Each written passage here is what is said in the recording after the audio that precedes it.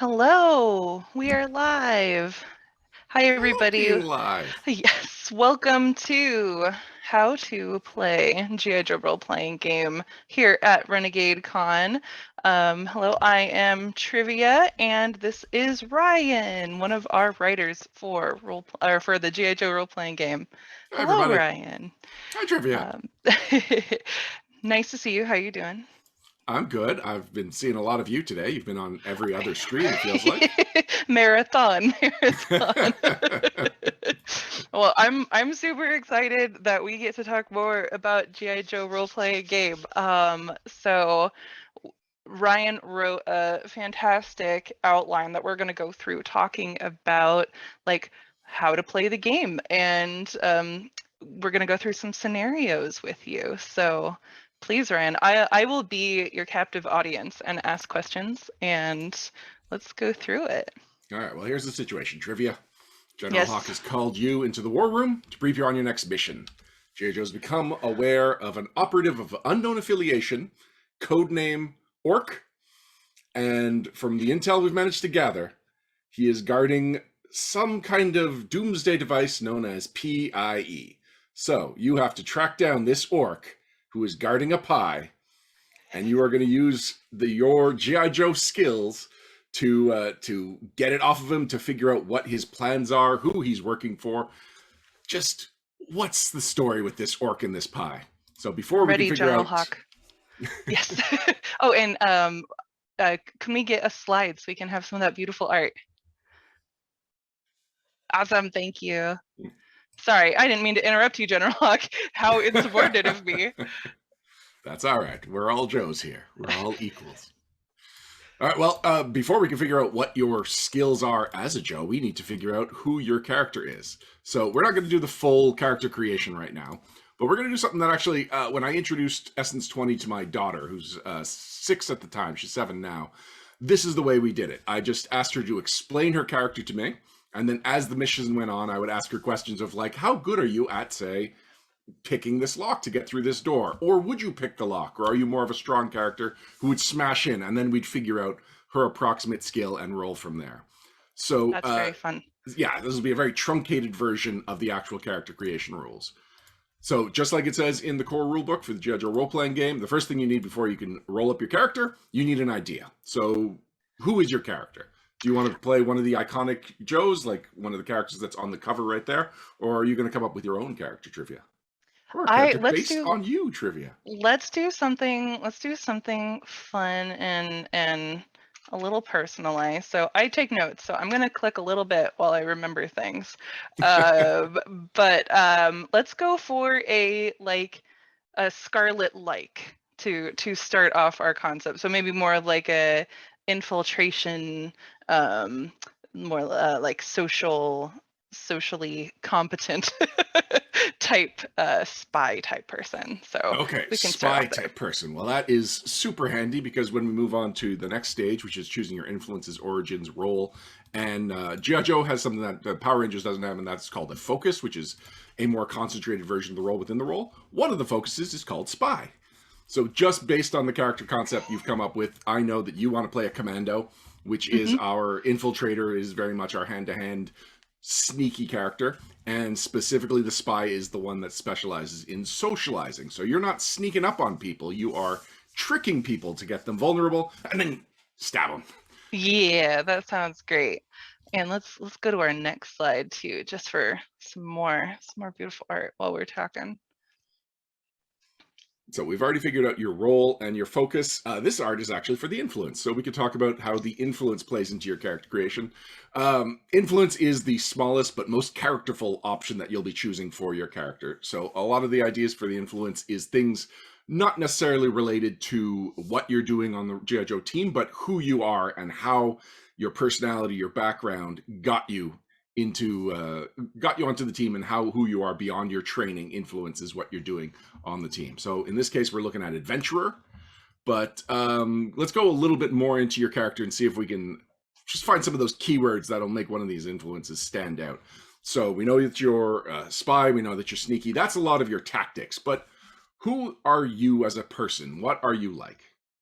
Like outside of Joe. So let's see, if we're basing it on me, just a little bit, Scarlet plus trivia, pretty like outgoing, artistic, friendly, like maybe a little bit technologically competent, but I wouldn't say quite like, you know, I've never put together my own computer. Um, and maybe student or educational or, you know, administrative, something like that, because, you know, I do like project management type things and stuff like that. So if any of those ring a bell for you. Well, you did say you're artsy, and artisan is one of them. It's actually one of my favorite influences because I have an excellent example from the G.I. Joe animated series about how artisan can come into play. Ooh, yeah, let's Which, go with that one. all right.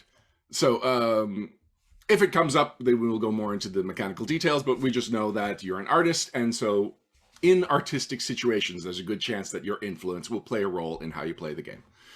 Mechanically speaking, you get a perk, and if you were to take more than one influence, you would get a hang up. A lot of the influences you mentioned remind me of influences from the Power Rangers role-playing game. And Mm-hmm. if you happen to have both core rulebooks, influences are the most cross-compatible of all the options in all the games. So you could easily grab, I believe, is student an influence or student an origin in Power Rangers? Student is Well, an influence. Yes, because it's brainy. That's the origin. There we go. Remember, there are two smarts-ish ones, but yeah, so student is an influence. so So there you yeah, go. If the 12 some odd influences in the G.I. Joe role playing game aren't enough, and you have the Power Rangers role playing game, you can cross check, see which ones aren't in both, and it'll just basically expand your list to closer to 2025. What we haven't talked about is your origin. So this is once again part of your background, but it's more specifically your military background. What were you doing that got you into G.I. Joe's attention, that made G.I. Joe say, we need a spy, not just any spy, we need trivia? yeah. No matter what, it's civilian based. That's for sure. I Okay. have never enlisted. So the origins in G.I. Joe, and the origins are the ones that are most thematic to the game that they're in. So in Power Rangers, it's your attitude. In G.I. Joe, it is either your military branch, or if you were non-military, and Trivia's already alluded to it, there are some non-military options, then you must have been really impressive in your non-military function to catch the attention of G.I. Joe. So some of the examples in non-military are civilian, engineer, and scientist. Of those three, which one do you think applies the most? I know you've mentioned Civilian. being a little techie. Okay, yeah. Yeah, yeah. Civilian's good. Civilian is one of the most flexible origins in the game, specifically because your origin benefit, which is your perk, which is along with a suite of other options you get for your origin, is that you get a general perk, which most other characters have to wait till 4th level to get, which is just another way of customizing your character. So let's Nice. see. We've got your idea down. We've got your influence, origin, role, and focus. Next up, we would be at the most granular part of character creation, which is essence scores. We're not going to look at the essence scores and the skills. That's what we're going to hand wave for the most part. But if you were to prioritize your 4S scores, your strength, your speed, your smarts, and your social, what order of priority do you think you would want? I think we're gonna have to go with social as the top, followed by smarts, followed by speed, followed by strength. So not the strongest, but definitely more towards, you know, being able to talk to people and know things. So yep. Yeah, that's good. And the commando role really works with that spread of your essence scores because it has a role feature, a perk pretty early on that bumps up one of your combat abilities, so that if you were focusing on the socials and the smarts, you're not lagging behind in the your ability to attack. And you get sneak attack, which means that when you do manage to manipulate the situation so that you can take advantage of a vulnerable opponent, you get additional damage. So, like, you have made a very strong character right now. We don't have Nice. the character sheet, we don't have all the details yet, but just the concept works very well. Awesome. And then, of course, the next step would be writing it all down on the character sheet we were just talking about. Sweet. So let's switch to another image. So all of these images for folks that may have come in later, this is all art from the core rulebook. So There's also a little bit in here from Emerald Oubliette as well, which comes with the GM screen. So I hope you enjoy. We're just using it as some flavor while we're talking through this. So awesome. There's a chance I see art I haven't seen yet. Yes. So, trivia, you've got your character, but what you don't have now is gear. And if you're going to go on a mission, you need your gear. In the G.I. Joe role-playing game, when you are... you don't own your gear. You're not like a fantasy adventure with a backpack full of all the swords that you're ever going to need. Right. You get assigned the gear that you are going to need for this specific adventure. And there's some flexibility whenever you go on any kind of adventure. And it is called a requisition phase, in which you go up to the quartermaster at the pit, which is the G.I. Joe headquarters, and you say, you know, I'm going on this Arctic adventure, so I definitely know I'm going to need Arctic gear. I'm going to need to make sure I upgrade all of my equipment so that it can be waterproof in case I drop it in the ice, that kind of thing. So you will have the weapons that you lean on and the gear that you tend to use, and this will be based on the weapons that you are trained in or qualified to use. So that's two different ways of measuring your proficiency. If you are trained in equipment, it means that you know how to use that equipment well enough that you can go up to that quartermaster and say, I would like this piece of gear. So let's just call up the commandos training and qualifications, just to be very specific about that. So you are trained as far as battle dress, which is your body armor. You're trained in light armor, and you are qualified in tactical armor. Oh, good. This is an excellent example because we've got one of each. So if you are trained in light armor, you go to the equipment chapter, there's a variety. I think there's 4 light armors in the game. There might be more than that. And if you want to say, I need to get a suit of light armor, then you can make a requisition check, which depending for battle dress, if you are talking about something that gives you a bonus to your toughness, then you need to make I believe it's a brawn skill test. And if you are looking for something that gives you a bonus to your evasion, because in G.I. Joe role-playing game, your battle dress can help your reflexes and help you jump out of the way, so it could give you a bonus to evasion. And we haven't really talked about the defenses, but I think they're pretty self-explanatory. Toughness is when you're tough, evasion is when you evade. I'm with you. Sorry, I am just making sure that I'm getting the requisition of armor, of battle dress completely right. No worries. And this is also something that folks have been asking about with Power Rangers. So I'm glad that we're going over it with G.I. Joe. And so, you know, it might not be that you're talking to requisitions at, you know, the pit or whatever, and Power Rangers, obviously, but it's the same sort of system. So I wouldn't put it past a Power Ranger to show up at the pit. And yeah, let's get to the next slide too. Sweet, yeah. Get him, Flint. What's Flint up to? Oh, Flint's looking good there. I'm so glad Flint made it into a lot of art in the core rulebook. There's long been the debate about whether you are a Flint fan or a Duke fan, because they fill very similar roles on the team, and I am definitely a Flint fan. There we go. Requisition battle dress requires athletics or might if it provides a bonus to toughness, or acrobatics or finesse if it provides a bonus to evasion. Nice. So for this character, they'd probably do more of the athletics versus, or maybe finesse. But so it's basically, do you want to really lean into the fact that you are evasive and so get armor that really improves on that, so you are bulletproof when it comes to evasion, or do you want to make up for the fact that strength is your lowest of your essence scores and increase your toughness, because those two stats are tied together? That is a personal choice. I would not say it is ever wrong, but it would depend on how I felt the dice were treating me that day. Absolutely. I will point out that you are trained in light armor, but you are qualified in tactical armor. So what that means is that you don't need to make a requisition skill test to get weapons and equipment that you are qualified in. So if you just want to wear the tactical armor, which gives you +1 to defense, +1 deflective bonus to toughness, then you can just say, you know what, I'm qualified to use this, and you request that piece of equipment. I would probably do that so I could save my requisition checks for either like a cool gadget or something like that. That is a smart move, because you do have a requisition budget. You and the whole team has a certain number of requisition checks. So you could just go in and be like, I want the rarest item with all the rarest upgrades. And then you are rolling a very difficult requisition check and wasting all of your budget, and then you just have to go out there with your standard gear. You will never go out on a mission with nothing. You will always have a pistol, a combat knife or some kind of baton, and a rifle. But if you want something more specific and something more flavorful or something more mission appropriate, then yeah, you want to use those requisition checks wisely.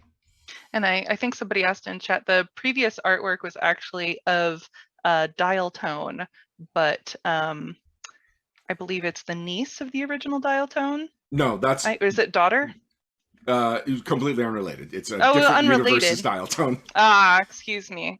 I'm thinking of Doc. Exactly, yes, yeah. Thank you. There's Carl and Carla Greer are the Docs, but yes. Actually I don't know what Dial Tone 2's name is, and I feel ashamed. I know, I forgot it too. I've been working on a completely different book. But yeah, so that was Dial Tone, and not Lady J, but Lady J is definitely in this book. Yeah, Lady J has artwork. a lot of art. CoverGirl has a lot of art, which I like. Yes. I like CoverGirl because her name is a pun. She is a model who provides covering fire in the Wolverine. Perfect. So yeah, right. so for what I want to get, like my kit, or I guess not my kit because the kit is a thing, but the amount of objects that I would like to take with me on this mission, I believe that so what weapons am I qualified in? All right, so going back to the equipment, training, and qualifications for the commando. Weapons. You are trained in grenades, finesse, and silent weapons, and qualified in submachine guns. That's a pretty big one. A submachine gun is a restricted weapon. Very few people are allowed to just grab a submachine gun and leave with it. But because of your job, when you need to be subtle about it, and submachine guns are small enough that you can conceal them, but also suddenly need to really get shooting, that's what a submachine gun is ideal for. And it is, of course, one of Snake Eyes' trademark weapons, and he is kind of our iconic commando, along with Scarlet. Jill Morelli, thank you, Bear Force, for nice. That's the name of Dial Tone. Yeah, so I'm absolutely going to bring my SMG, and I should probably have something that's maybe a little more subtle. You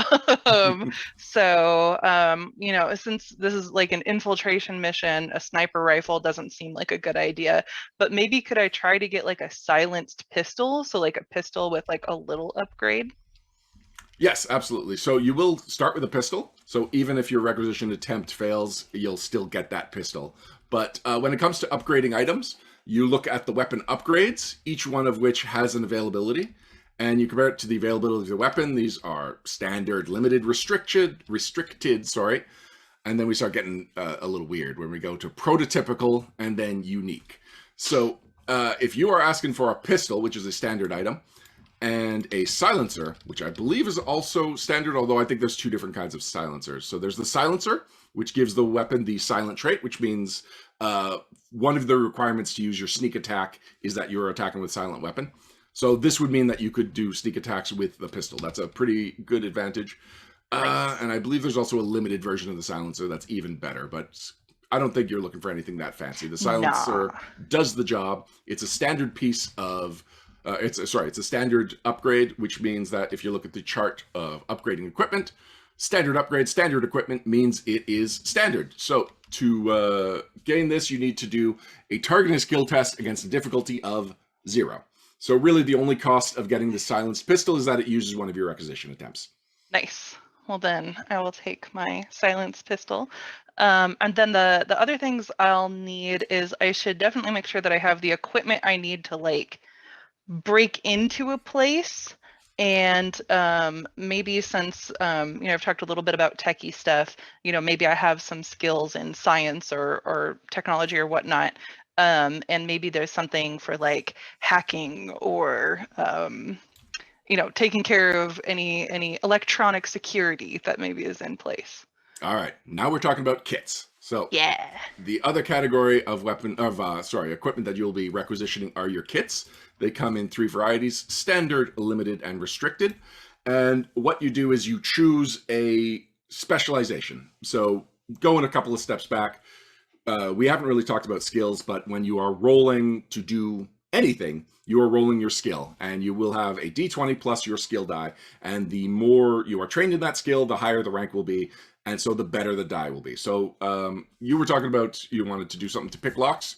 We're talking about infiltration in that case.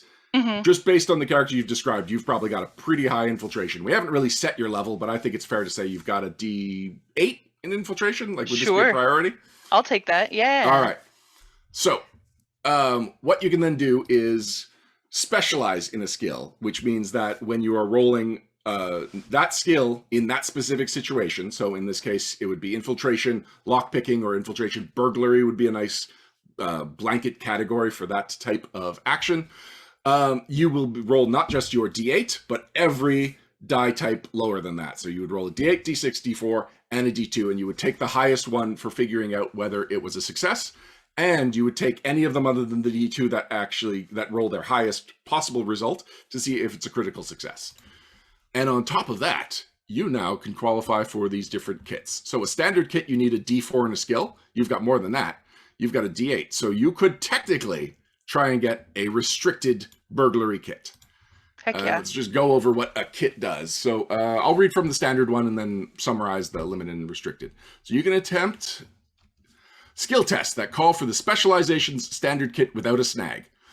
Okay, so that means sometimes you'll be in a situation where it's like, to do this, you need a special kit to do it, otherwise you suffer a snag. That's one of the minority benefits from this. You can attempt skill tests that call for the specialization of a higher availability without a snag, but with a downshift. You can spend 10 minutes and consume this kit to gain temporary specialization in this kit specialization for 1 minute, or gain upshift 1 for 1 minute on skill tests if you are already specialized in this kit specialization. So if we were talking about a burglary kit and you have a lock that like absolutely cannot fail at picking, then you can use your kit, it's gone, it becomes consumed, and then you either get to roll as though you're specialized. So if you were great at infiltrating, but you didn't actually have the burglary specialization, this kit gives you temporary specialization. Or if you are specialized and you just really, really needed to do it, you gain an upshift 1, which means that your D8 becomes a D10, and your specialization in burglary goes from a D10 on down, or sorry, a D8 on down to a D10 on down. You are rolling almost all the dice in the game. Yes. And that is such a satisfying feeling whenever that happens.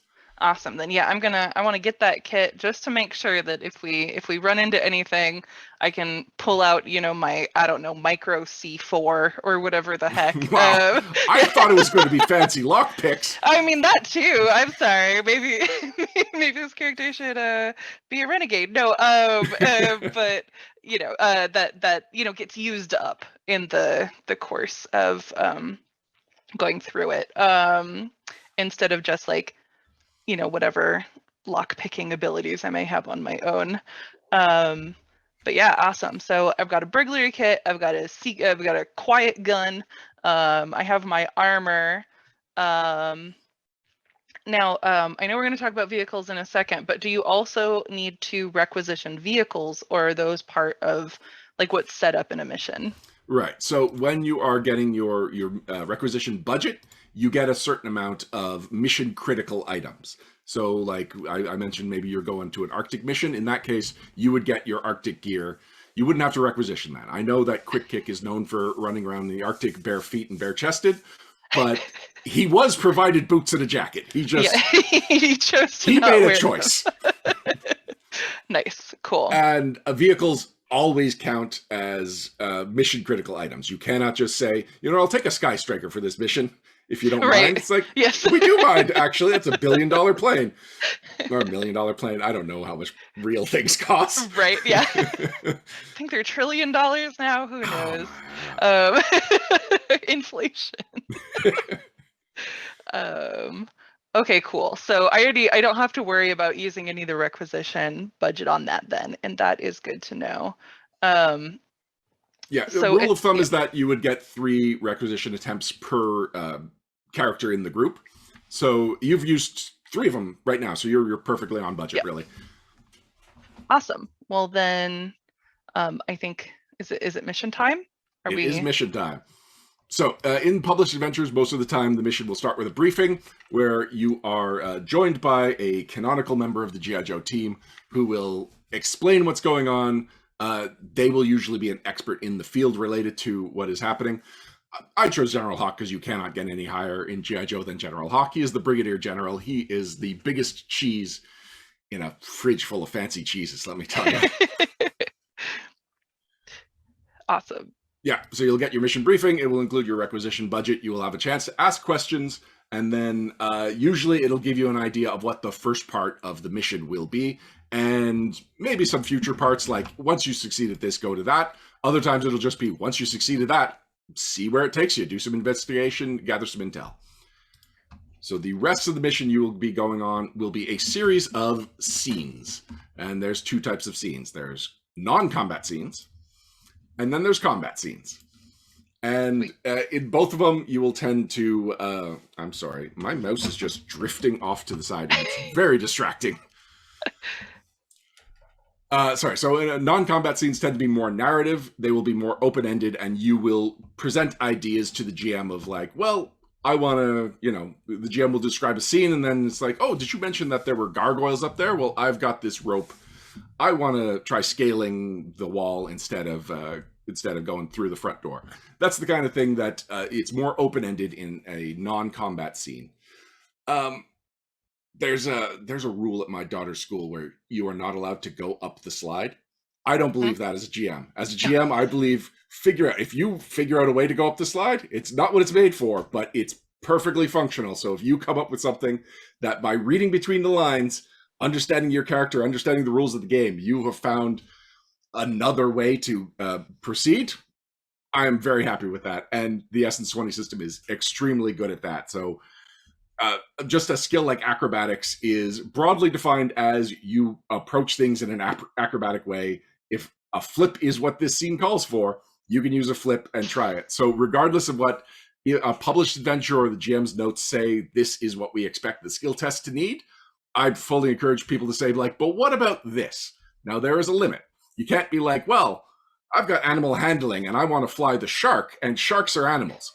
No, you could try. You should be told no. You can try. Yes, and with several downshifts. Yes, and I don't mean yes. No. Let's get another piece of art up, if that's okay.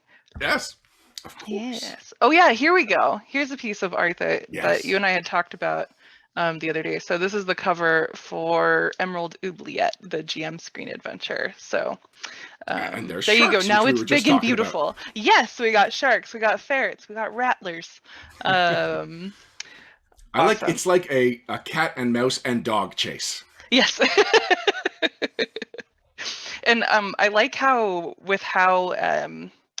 broad the skills are, that gives you a lot of like narrative ability, and also I feel like it plays so well into that like Saturday morning cartoon or like looser storytelling style, right? Where like maybe you can, backflip kick a gun out of somebody's hand, right? Where you're not having to be like, oh, I have to roll,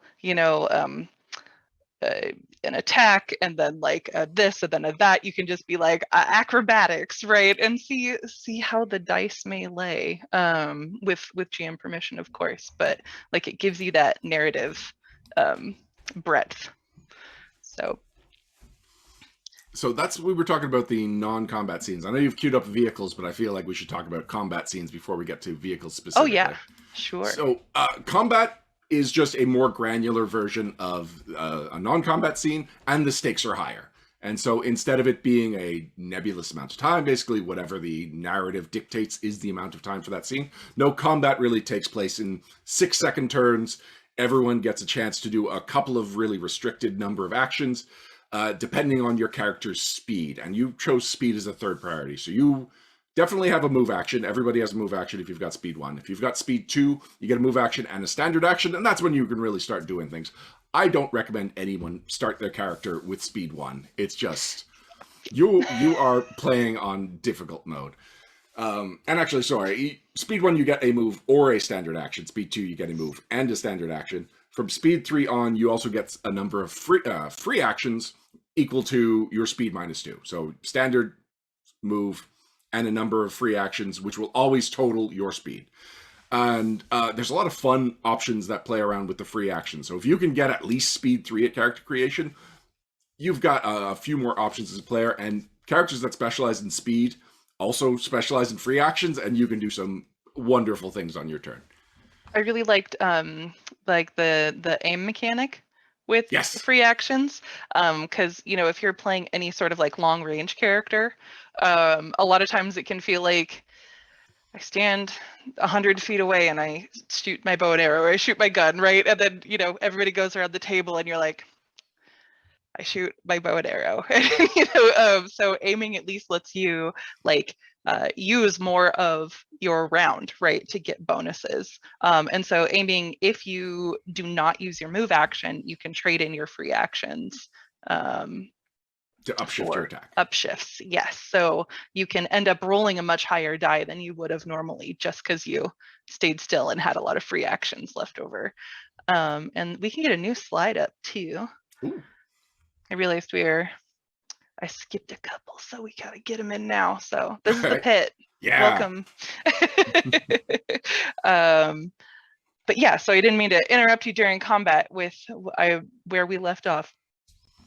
Yeah, so in combat, you've got those actions, and then you use those actions generally to attack or to set up an attack, or if you really want to diplomacy your way out of this, to get yourself to safety and get in some kind of advantageous situation where you are not putting yourself on the line to use your diplomacy. But a lot of your role-based perks, a lot of your general perks will give you bonuses in combat, whereas Origin, I believe Origin tends to be non-combat, and influences are almost always non-combat primarily, with some combat applications. So when you get into combat, though, it's not a different game entirely. You're still rolling skill checks. It's still a d20 plus the relative skill die, or skill dice if you've got specialization. It's just that, you know, time slows down because the pressure is on. You need to make sure that these shots count. You need to make sure that you survive the combat to carry on the mission and reach your final objective. Awesome. And yeah, you're using, like, I like that you're using the same dice that you're always doing, right? Like your attack is not different than any other skill test.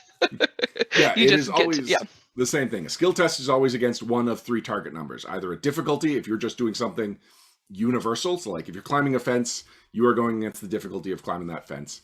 And actually, I guess I should point out, so in the essence scores section, it does talk about the difficulty of attempting a skill test, and it says things like extremely simple, routine, challenging. This is against the average person. So it wouldn't be like, well, Alpine is such a good mountaineer that every skill test is extremely simple. It's like, no, Alpine's a good mountaineer, so he's probably got a D12 in athletics with a specialization in climbing. You don't have to give him double benefits for it. So if it's challenging for Alpine, it's challenging for Psych Out. It's challenging for Trivia. Good. So that's one of the three difficulties that you would be rolling against. A second one is a contest, if it's you versus another character. So if both of you, what is the example here? I believe if you're both trying to reach for the same key at the same time, that would be like an initiative skill contest. And so you both roll your initiative. You both roll an initiative skill test. You compare them, and the higher one wins.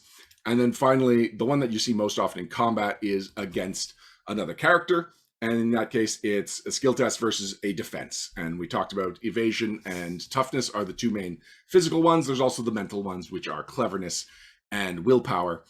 And so depending on the nature of the action you are taking targeting another character, it will usually be dictated by the rules, or it's easy enough for people to decide which suite does it fall in. Does it fall into a physical or a mental attack? And then from there, is it something that a rule dictates it is absolutely one of these defenses, or is it something that could be avoided, or it could be, endured? And that applies to both toughness and evasion, or cleverness and willpower. And then it is the defender that gets to choose which defense they are using. Yeah, and so so let's say that you're playing, you're my GM, Cobra Trooper has shot at me. How dare they?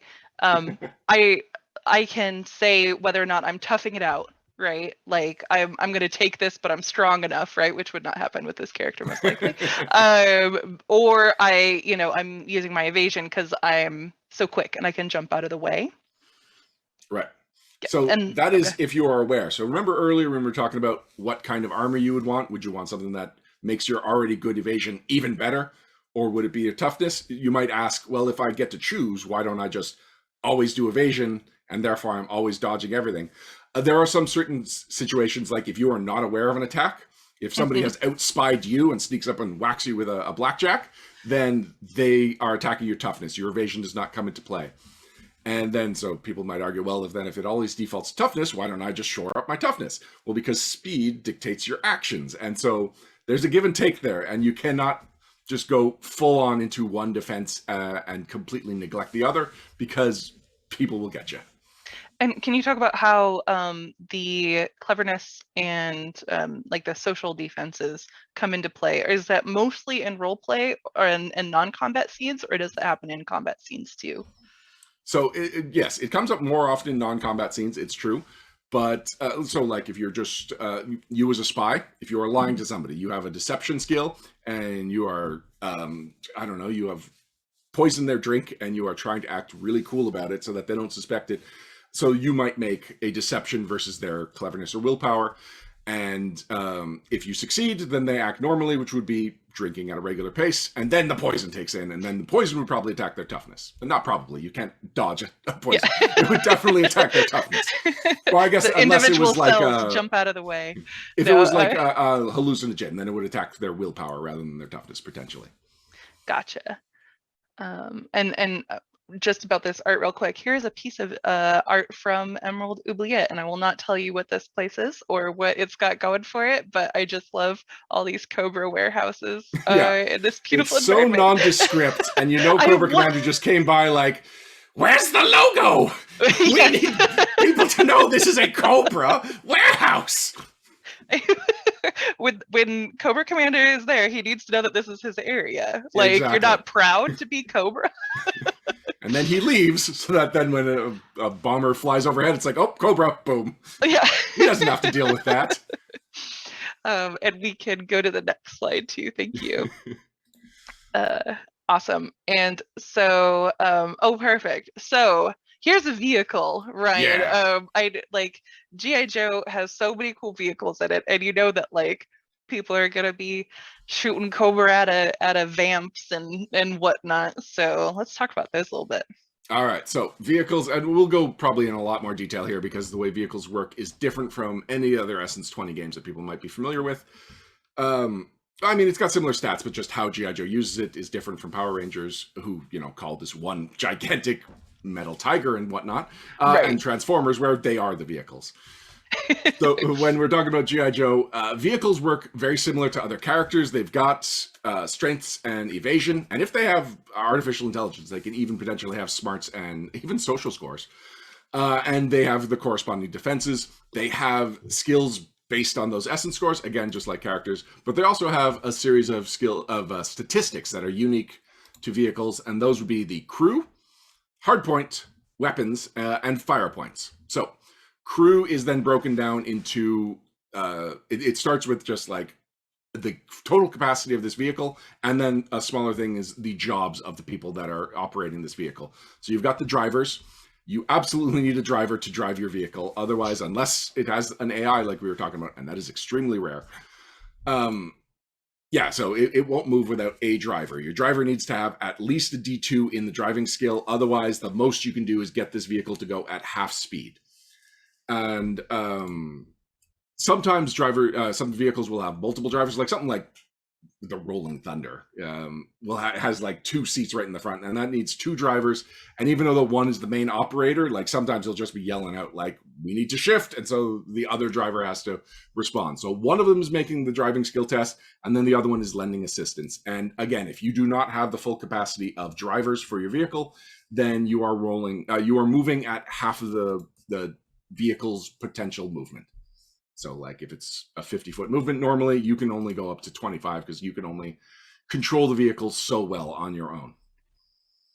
And then there are passengers, but passengers can take up secondary crew positions, such as gunners, navigators, and it's just gunners and navigators, and it's mostly just gunners. So sometimes you will have a vehicle like the APC, where you've got the 2 drivers in the front, and then you've got this just big, massive cannon right on top. one of the passengers can pop into the cannon. I want to say canopy, but I know that's wrong. Anyway, Seat. the gunner seats. Thank you. Yeah. Why am I getting complicated? You can sit in the gunner seat, and then you can control that weapon. And all other passengers, they can also contribute to combat by way of fire points. So a vehicle will also list how many different access points the passengers have to fire on other, the characters around them. So something like that APC we were talking about, where the driver's cabin is completely armored in and the gunner is also completely covered, they can't just pull out a pistol and contribute to the fight. Whereas the Ostriker, which is basically just like a motorized skateboard with some, well, like a giant cannon on top. I love the Ostriker. I'm not minimizing it, but it's really open. So if the driver wants, he can have one hand on the wheel, one hand firing. And so it will say in the fire point section, the driver can fire one-handed weapons. The passenger can fire two-handed weapons. And then you can have two other passengers, the guys that are holding on to the side, so they can fire one-handed weapons. Because again, if you're not holding on to the side, then you are just hanging on with a prayer. Yeah. And like with something with the APC, I think doesn't that carry like 24 people, or all packed in like sardines too. So like it's the APC. Yeah. Like having a limited number of fire points, because it's all armored, you can't have all those 24 guys sticking out a window. So you can have one driver and 25 passengers, including the 25. secondary role of one gunner. But fire points, you only have 4. So up to 4 passengers can fire their weapons out of the back door. That's a little bit of flavor, or a little bit just up to GM's interpretation. But if you look at the way the APC is built, the only fire point is out the back. And so the GM can determine that, well, this vehicle is in front of the APC, the passengers really can't do much. Or maybe 2 of them can like hook around and take a shot. But for the most part, no.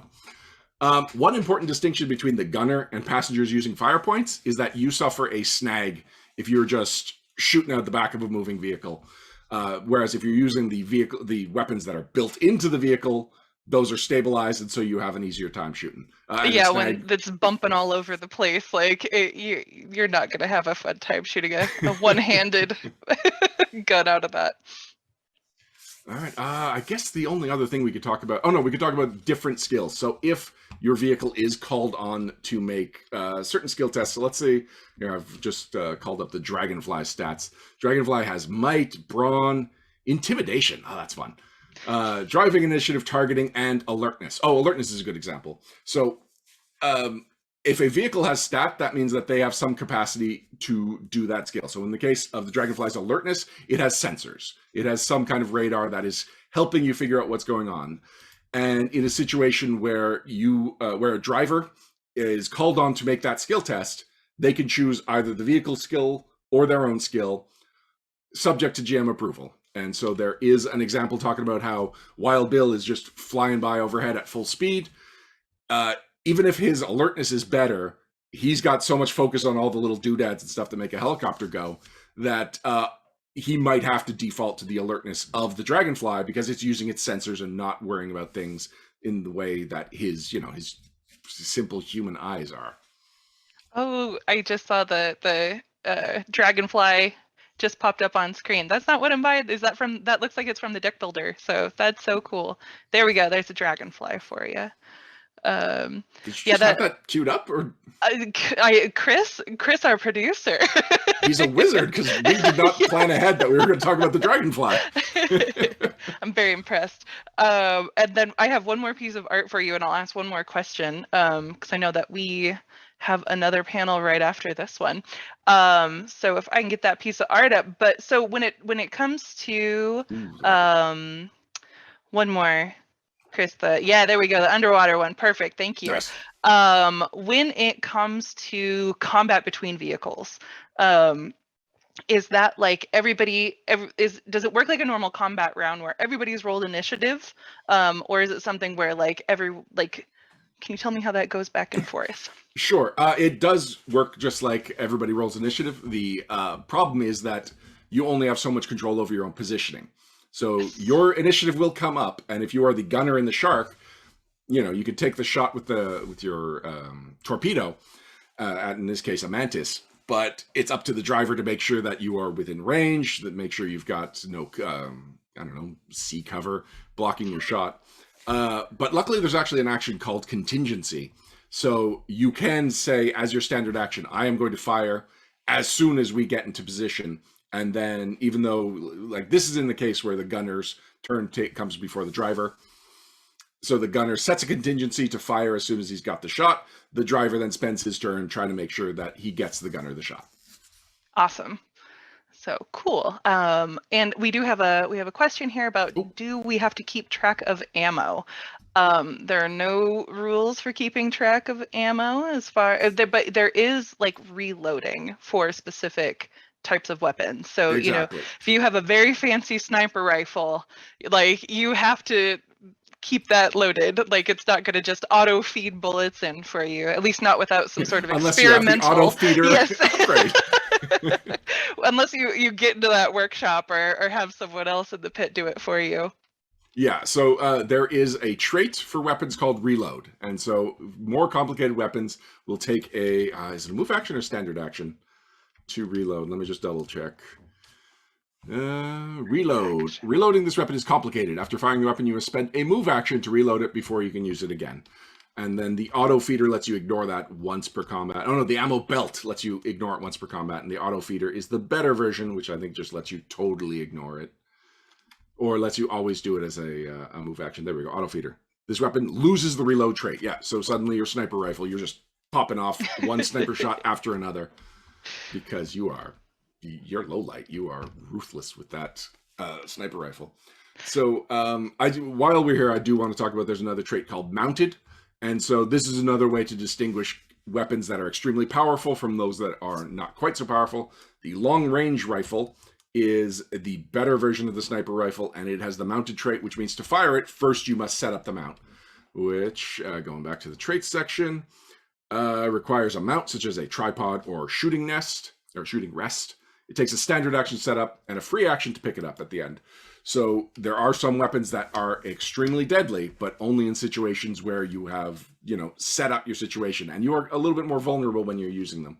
So reload and mounted were both to offset some of the more powerful weapons, which allows us to make some of the more powerful weapons, because it would just not be the same game if we didn't have like a rocket launcher. Right? Grenade throwers and special invisibility grenades or whatnot, whatever folks are coming up with. Okay, awesome.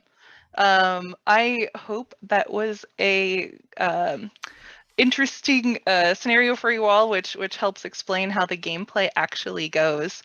So the panel after this one is actually going to be for Vampire the Masquerade, where I'm going to be talking with our storyteller Dana D'Amico about antagonists in Vampire. But I'm also going to be around in Discord after that if anyone has any other questions. And Ryan, you're also in Discord and in our Facebook groups. From time to time answering questions. So I am very excited that you are also excited.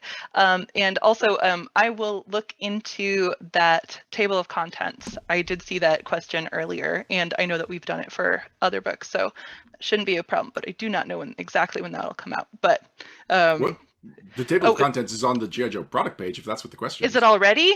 It's been on there for a month. Well, then you're already good. Go check out the Renegade website on the core rulebook, and you can see the table of contents there. Thank you, Ryan. It's been a little bit since I've been on the store. So thank you all so much. This was super fun, Ryan. You can Thanks, we didn't really go into the orc with the pie like I thought we would. Oh yeah, we didn't need it. I won. Congratulations. I'll play in a G.I. Joe game with you anytime, Ryan. It would be an honor. Awesome. So thank you so much for this. And I will see you all in a minute as I hop into another Zoom. So thank you. Have a good night, Ryan. I'll be here in a minute. Yeah, my Renegade time's done. You've probably got another 20 panels. Woo! So I'll see you all in a bit.